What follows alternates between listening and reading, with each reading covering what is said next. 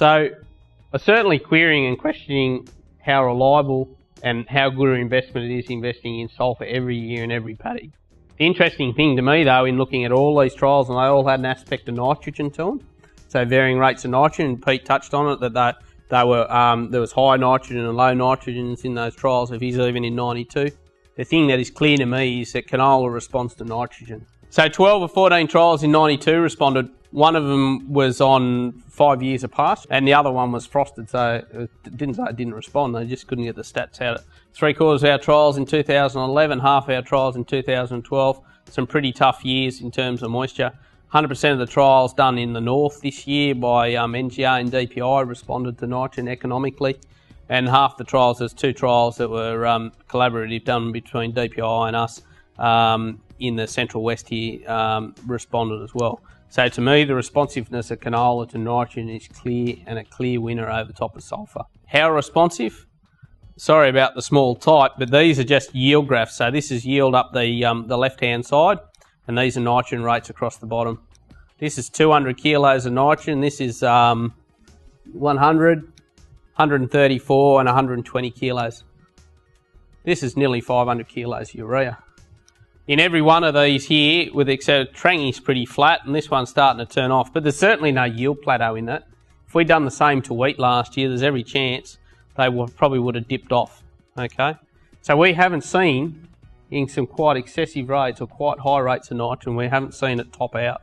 There's certainly a question though is, and I'm not going to talk about it today, I don't even know whether we've got a good grip on it across the board in these trials we do, is where's the most economic rate of return. The highest yield's not always the highest, the best point to be at. My point is it's terribly responsive to nitrogen, and the risk of blowing a crop up is certainly not as key for canola as what it is with wheat. It's a safer investment on canola than it is for wheat.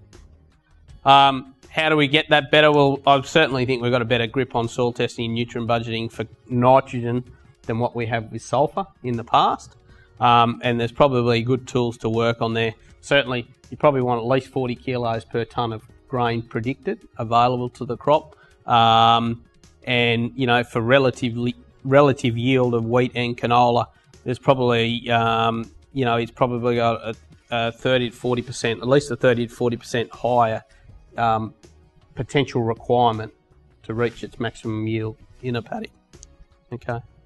The interesting thing is though, in all that work too, and heaps of other work that I've stumbled across over time, is that nitrogen often has the result of reducing oil content. Yeah, yield is king, and that's exactly right. Because in just about every one of these blue lines is your oil content.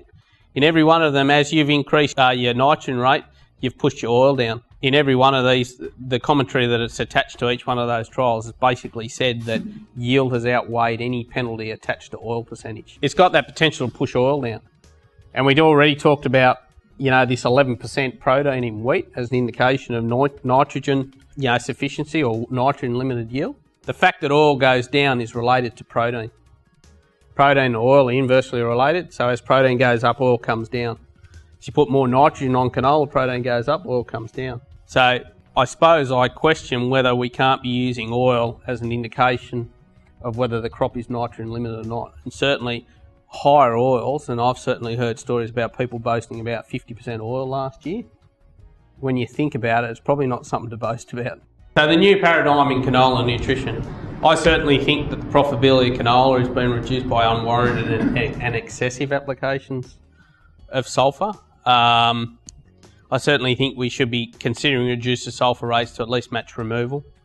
That would certainly be more profitable for us and sustainable, and it will minimise the risk. So we're at least replacing what we're taking out. I'm not saying to take it out altogether, but we could probably, there's room to trim things up, to do it a little bit smarter.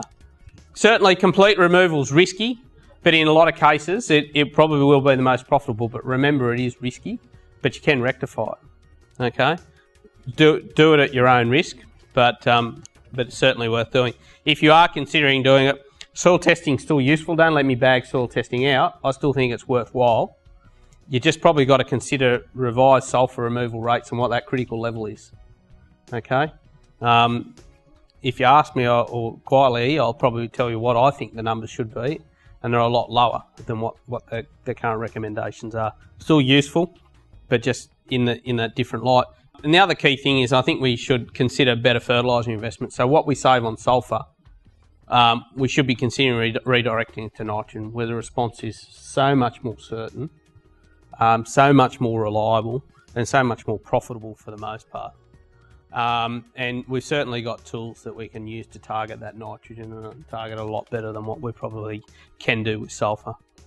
So, sorry, it's a bit wordy, this last one, but so the current recommendations consider sulphur to be non-negotiable. It's just that blanket approach that all paddocks should receive 20 kilos.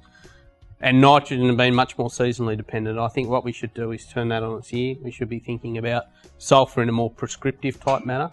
Look at soil testing, look at history, revise it down, look more at least removal rates, but certainly consider our saving out of that or even reinvesting more money into nitrogen.